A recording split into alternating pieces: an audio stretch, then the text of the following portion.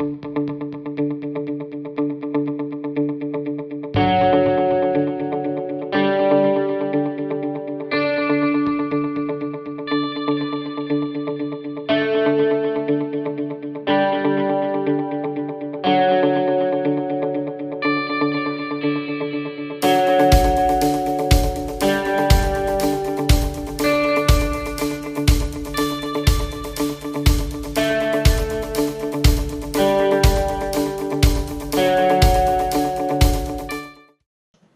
namaste, and welcome to Breakout with me, Abha. Thank you so much for watching. We bring to you some exceptional people, game changers, and people who have been there, done that, the mavericks, the business mavericks, the other kind of mavericks, and the empowered men and women who are now willing to share their insights on Breakout and let us know how we can break out of what we find limiting and break into something that we find absolutely necessary for us. Because from them we learn that there is only one rule to life, and that is that there are no rules to life. They just make the rules all on the way. Now, my guest today is a South African rock climber, a mountaineer, an author, a motivational speaker, and she's famous for being the first woman to reach the summit of Mount Everest from both the north and the south side. I don't understand that. I'm going to ask her later. And now she works as a professional motivator and a public speaker, specialized in team dynamics and leadership, because she uses her entire experience to let people know what teams and leadership are all about through her experience with the Everest. And she leads a very hectic, very action-packed lifestyle, a very adventurous way of being. We're going to go talk to her and figure how she does all that. Please welcome Cathy O'Dowd. Cathy, have I got your name right? You have indeed. I'm so excited to be with you. Thank you so much.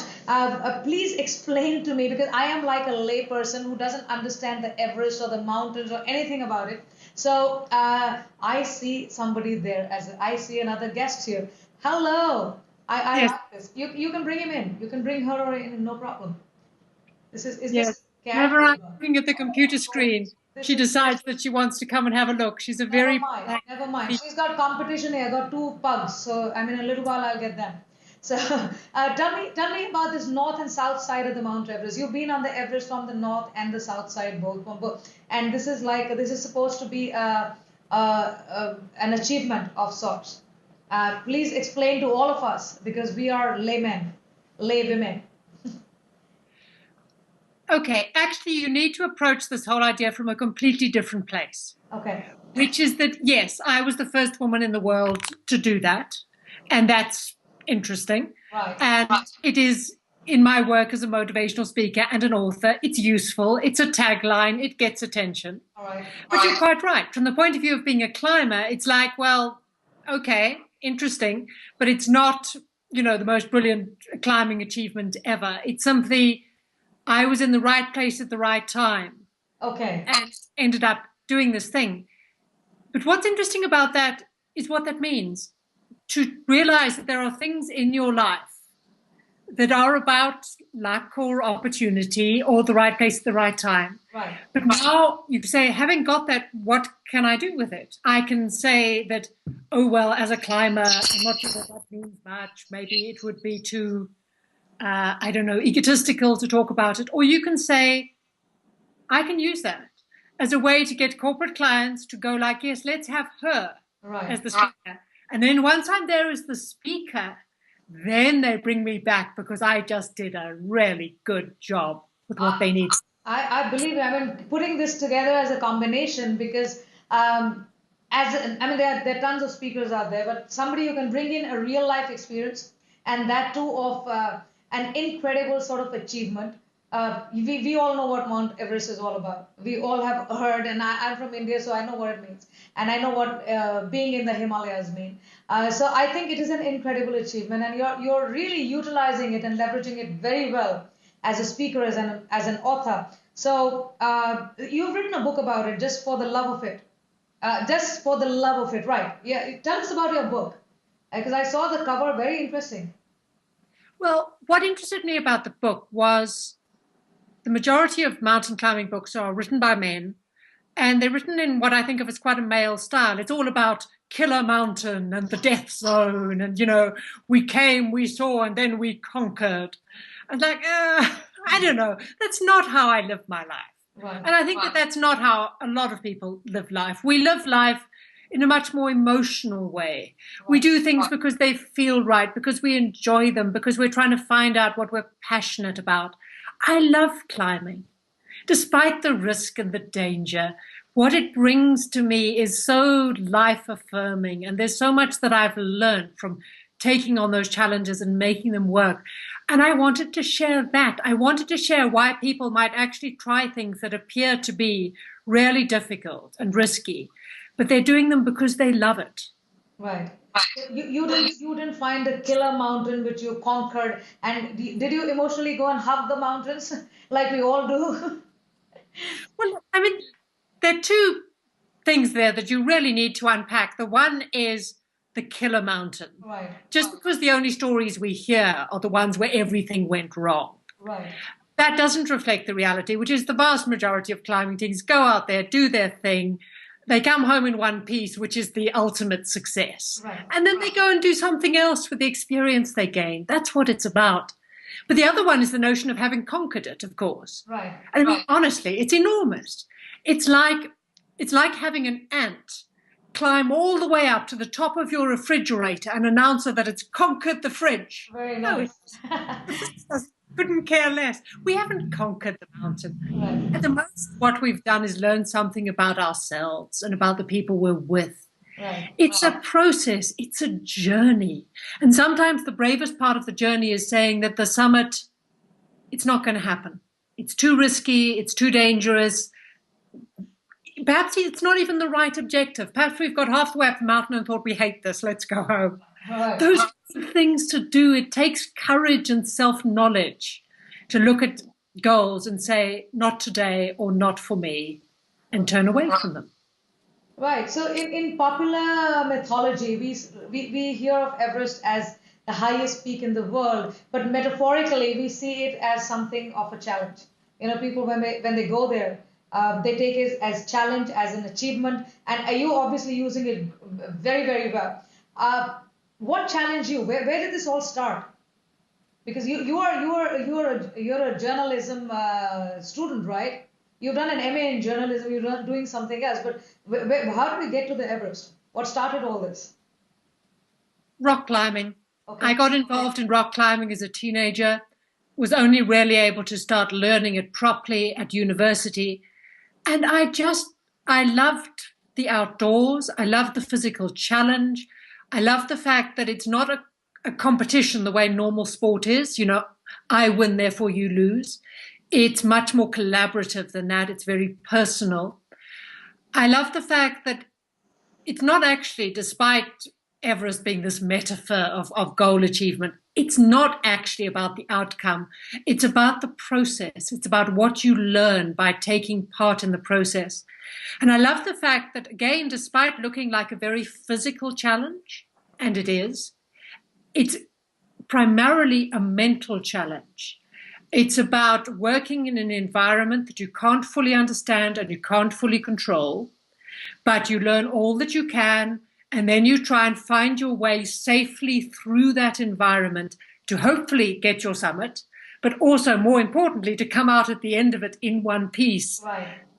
More experienced, more knowledge, more confidence, and ready to take on the next challenge. Right. Right. So it's always, I believe, because as much as I understand of being a rock climber or a mountaineer, it's more like an inner challenge. It's more like being so fully aware of yourself and what are your strengths and how much can you take on yourself. And it's all a mental game, you know. And I think that is so true. And that's part of the point of doing it, because, you know, the physical challenge is high and the risks are high. Right. You really have to think it through.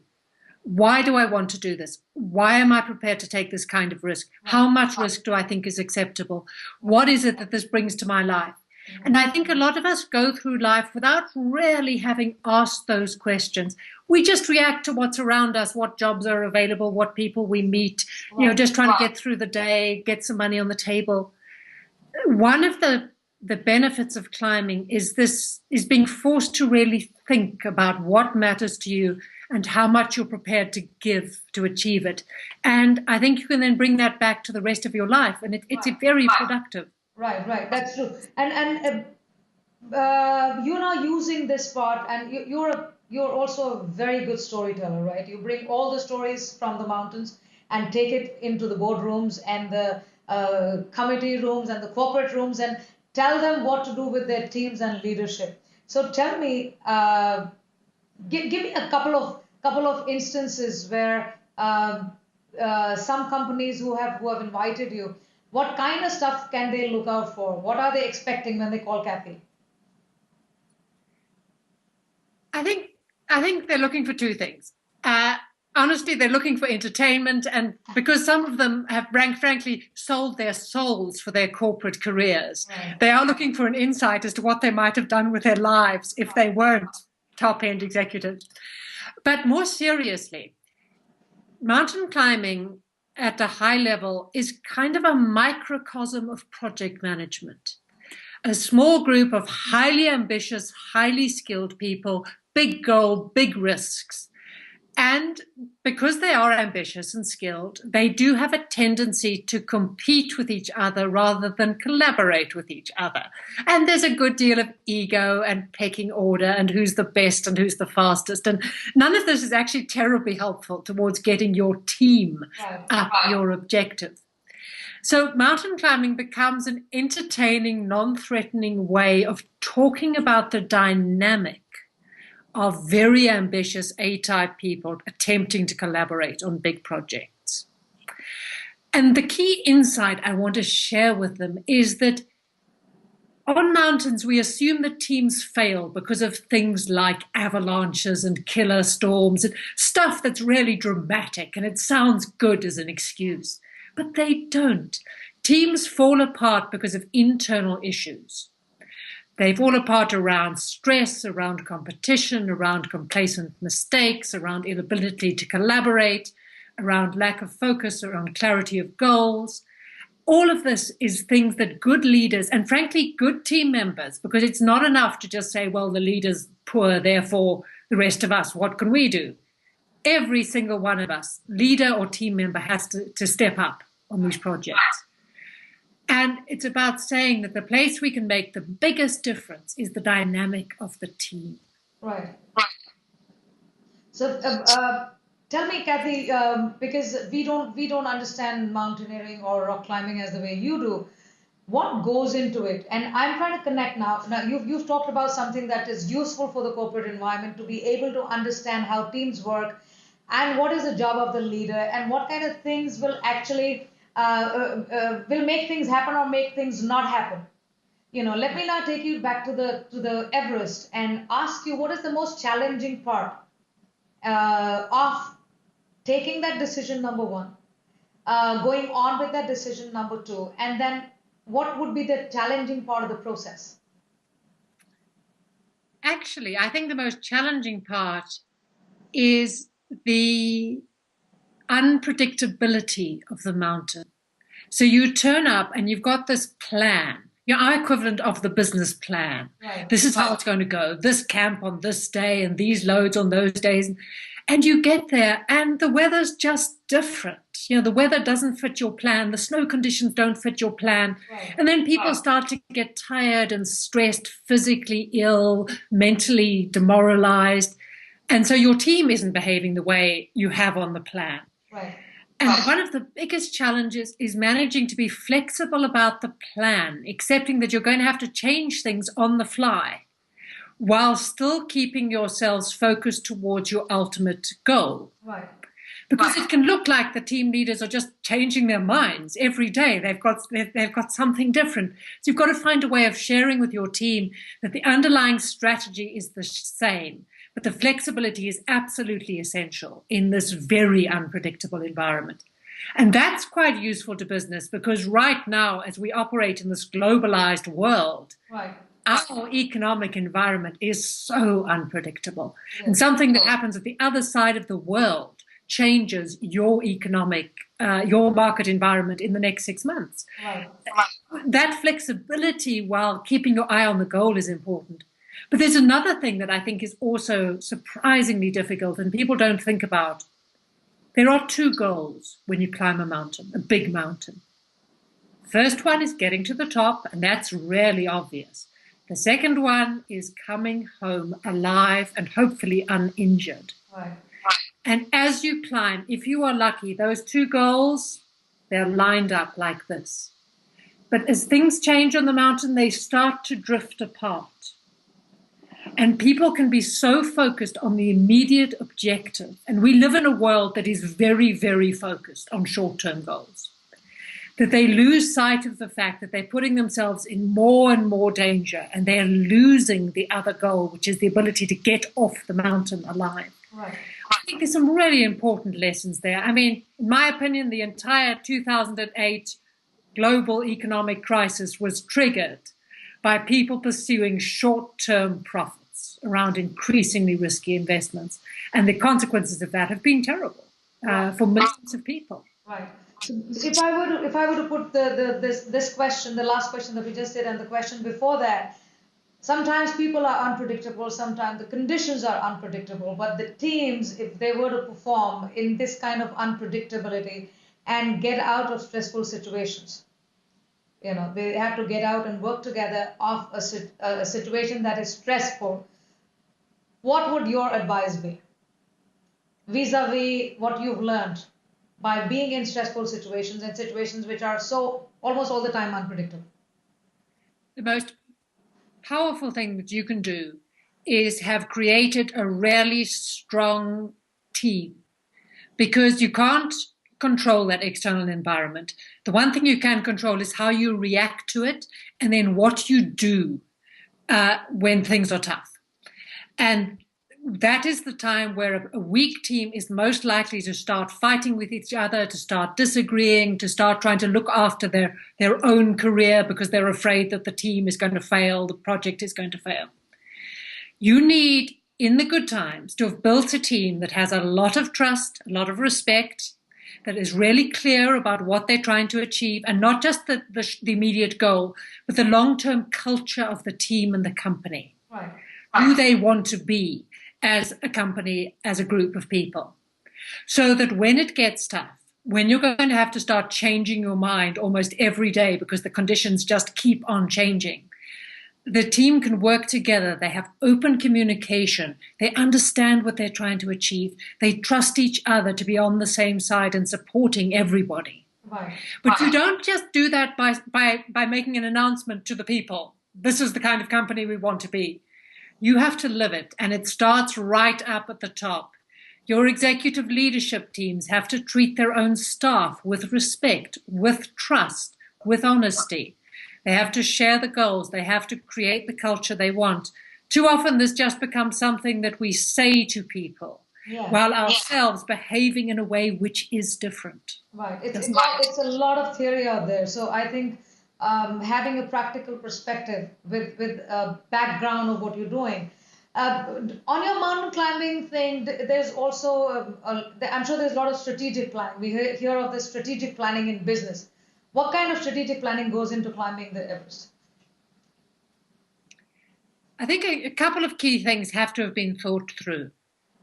As I said, clarity of goals. Right. And there are different kinds of goals that you can have on Everest. You can say that we want to get the entire team to the summit together. That means that you will be slower because you will have to go at the speed of your weakest, slowest member. Right. But that could be a choice. But everyone on the team needs to understand that's what you're trying to do. A different way of running a team would be to say, we just need to get one person to the top. So we will push all our resources into whoever turns out to be our fastest, strongest, fittest member. Right. But everyone needs to understand that that's the kind of team they're joining. So a real clarity about what your objectives actually are. Then you need to accept that failure is absolutely an option. Nobody goes to a mountain with the sort of failure is not an option, winners never quit. That just gets you killed. Right. So you need to have been completely realistic. Failure is an option, because failure, as in backing off from the mountain, means keeping people alive, which is also one of our goals. Right. If we're going to fail, why would it happen? What are the dangers? And what is our strategy? You need to go onto the mountain already having exit strategies. Right. If we get caught in a killer storm, we do this. If a team member falls into a crevasse, we would do that. Right. I think talking about failure is important. I think it's absolutely a must, because if we cannot stay realistic and practical, there's every chance that we will fail, despite all the strategic planning that goes into making things like a winner's game alone. So that's not true. And what you're talking about makes it so obvious that it's always an option there. So you're like an extreme sports person, right? This is extreme sports. We just watch this on television. So now talking to him, kind of enjoying that. How does it feel like on top? Because we're only used to doing this. We've never done this one. So how does it feel to go up there and look down and see what does it feel like there? It's amazing. I got a couple of things out of it. One is just a sense of how huge the world is. We live in our cities and we assume that we're kind of in charge of the planet because we've covered it in tar and concrete. Right. You go stand on top of Everest and look over hundreds of miles of mountain and desert, and you can't see a single sign of man. Right. And you realize we're much smaller than we think. And we need to live at peace with the planet. We need to cooperate with it rather than try and dominate it. Right. And then another thing I took away from that immense space is, on one hand, human beings are so small. But on the other hand, we're standing on top of the highest mountain in the world. And we did that with steps, each one of which is only 20 centimeters at a time. We are very small, we are fragile, we die easily. But on the other hand, if we just keep on walking, if we support each other, if we realize it takes work and time and we just keep on doing it, we end up in amazing places. If you put the team together, put the work in, and realize that each 20 centimeter step is actually helping, it is taking you somewhere. It leads you to the top of the world, to the ends of the earth, to places where you can look out and just go, it's not just this mountain. There are hundreds of other mountains out there waiting to be climbed with the skills that we've learned. Right. There's an immense sense of potential on top of Everest. I can almost feel what you're saying. So you've been on climbs in North and South America, Asia, Africa, Europe, Australasia. You just missed Antarctica, right? You've still not been there. Antarctica's expensive. I get it. I look at the cost of Antarctica and think I could do 3 or 4 trips in other continents for the same amount of money. Right. Okay. That's cool. So I think I wish you all the best for getting to Antarctica. You get your funds there. Is it because a lot of us, when we see this is a little bit of a scary sport for all of us. It needs a lot of training. It's very specialized, and it's a very high risk kind of sport. Because I've spoken to some other mountaineers, and they keep talking about, and they told me that it is, despite the risk, we have learned very clearly to manage the risk. I was speaking to these twin sisters who have also been on the Everest, and yes, who are from India, and they said we have to, when I asked them, I said, do you carry your stuff with you? They said they can't even carry an extra toffee wrapper. It has to be so well managed, apart from the fact that we are always at risk. And so I asked them the question that I'm going to ask you now. How do you manage that risk? Because apart from the mental strength that you have to put into it, there are a lot of physical risks involved with it. And how do you manage all that? I think you approach it from a couple of different aspects. You understand as much as you possibly can about it. And that a lot of risk, if you don't understand it, it looks like it's just a lightning strike from the sky. But it's not. There are a few risks like that, but a lot of the risk in the mountain we can actually predict up to a certain point. We can manage it up to a certain point. And that's actually one of the things that interests me. It's a highly skilled activity. And there's a lot of kind of knowledge and learning that goes into it. And I like that, sort of puzzle solving. Then there's another way of approaching it, which is to say, who are you as an individual? So even within climbers, there are many, many different ways of doing this. I mean, I've been doing this now for nearly 30 years, and I have all my fingers, no frostbite, but I'm a careful climber. And that means I'll probably never be world class, because I'm not prepared to take that level of risk. And that's okay. That's who I am. Right. And I've had a very successful career as a climber despite that. Right. So you don't have to say that other people's risks is my risk. You can find your own place. Absolutely. And then finally, really importantly, my eldest brother, 21, died in a car crash. You know, a wonderful life that will never be lived because we lost him to a really stupid car crash back in the 1970s when people didn't have to wear seatbelts. If he'd been wearing his seatbelt, he would have lived. Life is not promised to you just because you try not to take any risk. Right. You need to take the life you've got right now, take the potential you have, and live it. Because there are no promises. That's true. That's true. So which one has been your most difficult expedition so far? Physically, the most difficult would be Nanga Parbat. Mm-hmm. That's a mountain in Pakistan, the 9th highest in the world. And I was part of a team trying to climb a new route. Okay.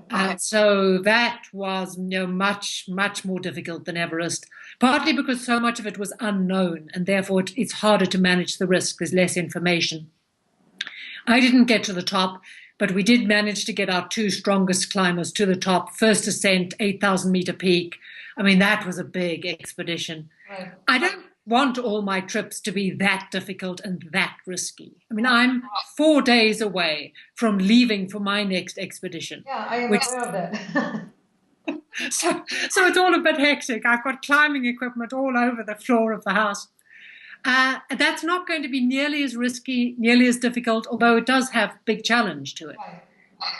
That's okay. These things are not just about being the hardest thing ever. They're also just about being interesting, life-affirming, enjoyable, and done with a great group of people. Right. I'm so glad. I mean, you're saying that because everybody looks at it as somewhat, obviously it's larger than life, but it can be enjoyed. It can be, despite the risk, I think there can be fun in it. There can be a sense of not just achievement, but a sense of your own self version of who you are. You can evaluate yourself as a person. You can go out and do stuff that a lot of other people cannot do or do not do, thanks to how they think about it. So I'm glad that you say it's enjoyable, it's fun, and you're looking forward to your next climb 4 days from now. So thank you for making time for this. I'm glad that you're here. We could speak with you. It's now you're bringing all this experience, like we said earlier, into this corporate environment where you teach peak performance. You help people to achieve peak performance and become better leaders, become better team players. And that is a great idea. And you have been received very well in that segment as well. Because people, like you say, love entertainment. And I see you are very entertaining. You've got some interesting stuff to talk about. But coming down to the ground reality, is it all about just being the person that you are for leadership, or is it more to is there more to leadership than just who you are? Because a lot of times people say leadership is about who the leader is, but there are also other theories which say it's not just about the leader. There is a lot more about what happens around the leader. I think there are 2 things in that question, really. The one is, if you look briefly at the person who is officially the leader, there's always the question about whether people can learn to be leaders or people can learn to be better leaders. And I think you can. I do think there's a certain level of kind of natural talent, natural confidence, ability, which makes some of us just much more comfortable with standing up and leading. Sometimes that confidence is not actually backed up by ability, and sometimes I think as women we do ourselves a disservice by assuming that we aren't the natural person to stand up and lead. I've never felt really like a natural leader, and I've learned a set of skills to feel more comfortable about leading and to try and do it better and more effectively. So I think you can absolutely improve your ability as a leader. I think people who think of themselves as natural leaders are often caught up in one particular style of leadership, and it doesn't always work. And they could do with putting some thinking into what is their style of leadership, what are the downsides of that, and how might they be a better leader if they could expand their set of abilities, their toolbox. So everyone, whether or not you feel like you're a natural leader, you could be better at leading by putting some time and effort into your personal development. But then your other part of your question was about whether it's all on the leader. And I think it absolutely isn't. Firstly, if a leader has picked a team where his team have nothing to offer themselves, you have to think, well, that's an interesting choice. He seems to, or she seems to have chosen to surround themselves by people who are not actually that good. And maybe that's more about ego than actually about trying to run a successful project. You should be picking team members who are capable of leading themselves. And you should be trying to delegate leadership, because presumably they've been picked because they're experts at something. So when it's their area of expertise that matters, they should be taking the lead. A good leader provides that space and provides that growth. A good leader, I think, is not micromanaging the details of the project. Right. They're trying to make sure that their team leaders are stepping forward for their area of the project. The other thing I notice with my corporate clients is everyone very quickly wants to know how to be a better leader. But they're all still team members. They're members of the executive leadership team. They're members of the board. They don't necessarily put a lot of thought into being better team members within the leadership team, within the board of the company. And I think that's a mistake. They start to silo the company. They start to get competitive with the other leaders in the company. They start to withhold information. They start to look after their own career path at the expense of, the future of the company. Right. Leaders could do with spending more time thinking about themselves as team members. And team members could do with spending more time thinking about how they can lead within the team. And if they don't like if they feel the project is failing because the leadership is poor, they should try stepping up themselves and seeing if they can make a difference rather than just saying, oh, well, it's not our fault. Someone else is officially leader. Right. Is it now that you've taken your stories there, you've taken your entire experience, which I think can be replicated, literally, I think fully in terms of being a leader, developing teams, strategic planning, decision making, and conflict resolution, and what else? Stressful situations and so on and so forth. It's almost something that, what you've done on the Everest can be truly brought in and replicated in an environment. And I don't mean the corporate environment, it's just about any environment where there are more than one people who are working together. And I want to ask you that, do individuals respond to this kind of stuff better? Do groups respond to this kind of stuff better? Do you think it is something that is easy to understand and easy to sort of pull out of one experience of another? Because in my experience, people resist when told that, this is possible this way and that. And unless and until it serves them in some way, they don't find it interesting enough. So what's your experience about that? Well, I think this is one of the reasons why what I do is actually quite an interesting strategy, because you're quite right. People can end up feeling directly criticized if you bring up these kinds of issues. People can say, well, it doesn't apply to me. And because I come in and I talk about extreme project management, basically, or Himalayan teams, initially it's not about them. They're not being criticized. Nobody's attempting to sort of obviously train them or improve them. It's simply an opportunity to have a look at how people in this very different, very extreme environment operate. But because I focus very strongly on the dynamic of the team, both how teams can fail, and I mean, I've seen some spectacular fights halfway up big mountains, and I talk very honestly about that and what happens and why it happens. They start to pay attention and go, just like reality television. It's like, oh, God, this is interesting. Oh, my God, I can't believe they behave like that. How could they? And then if it's a well-structured story, what you're essentially saying is this is what happens. Ambitious people, under pressure, big objectives. And you're trying to lead them into a place where they start to think, yeah, okay, this is quite funny. I've seen people in my company act in these same ways. Right.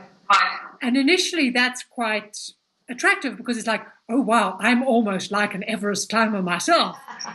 And as a next step after that is to think, yeah, okay, she's got a point. There are behaviors that we do on projects, in teams. And it doesn't matter whether it's Everest or whether it's our only high-pressured company. Right.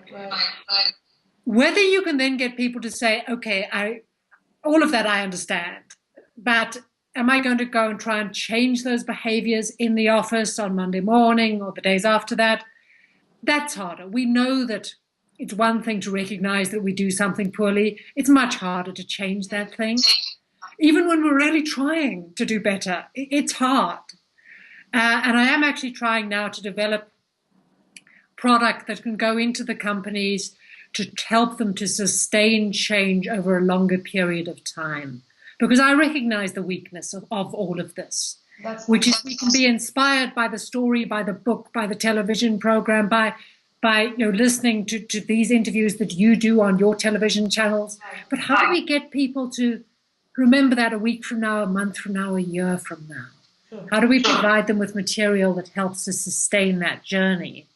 And it's a challenge. It's something that I'm trying to work on at the moment. That's super. That's why I brought this question up, because I think it's really great to know that it's possible, but some people find they resist the change part of it. So when do we see that product? Well, by the end of the year. By the end of the year. So we are looking at your product on change through what you're teaching and telling people about peak performance and leadership by the end of 2016. So what is coming up next? Where are you going after 4 days? What's your next climb? The mountain is called Mount Logan. It's the second highest in North America, on the border of the Alaska and the Yukon. It's much less frequented than the highest, which is Denali. So there'll probably be at the most a handful of other people on the mountain, if any. We'll get flown in a very small plane, dropped on the glacier, and then we're kind of on our own. With a mountain nearly 6,000 meters high, some very bad weather. And we're going to be doing this on skis, which is new for me. Okay. So on skis, pulling sleds, that's part of why it interested me. It was the environment. I've not climbed in far North America. It was the group of people, really good team of people. And it was this opportunity to take skis, which is something I love doing, but take it into a big expedition environment and see what that's like. So the idea is always to operate on a project that encompasses the things I love, mountains, wilderness, but that is going to present a new challenge and a new set of skills, so that I'm not just trying to do the same old thing over and over again. Even now, 30 years into my climbing career, I'm still seeking out new skills, new challenges, and then go out there and see, well, can I do it? Have I got what it takes? Can I learn how to operate in this environment? That's what's interesting. That's fantastic, because I think 30 years down, you're still like an adventurous kid who says, okay, I want to do this one and see how it feels. So this is great. I think this is all something that we must learn. All of us should learn something, live like that. To be able to keep that curiosity up, keep that kid alive, and keep that person alive. It says, okay, fine, I'm going to enjoy this. I'm going to go out and seek a lot more than what I've already done. So this is crazy. I love this. So thank you very much, Cathy, for your time. Just so enjoyed talking to you, and I'm sure people who are out there listening to you, they know very well that you've got some immense stories to talk about and some crazy stuff to share with them. And they must invite you to their companies to let them see that it is possible to go out and do the big stuff, all this extreme stuff, and still come back alive in one piece and still be smiling and talking about the next one. I would love to. I've never visited India. Can you believe it?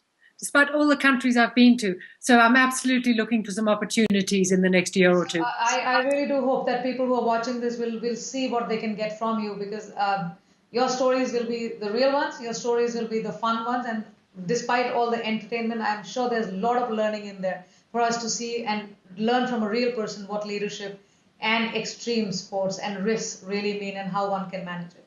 So thank you very much, Cathy, for talking about it. It's been my pleasure. Thank you.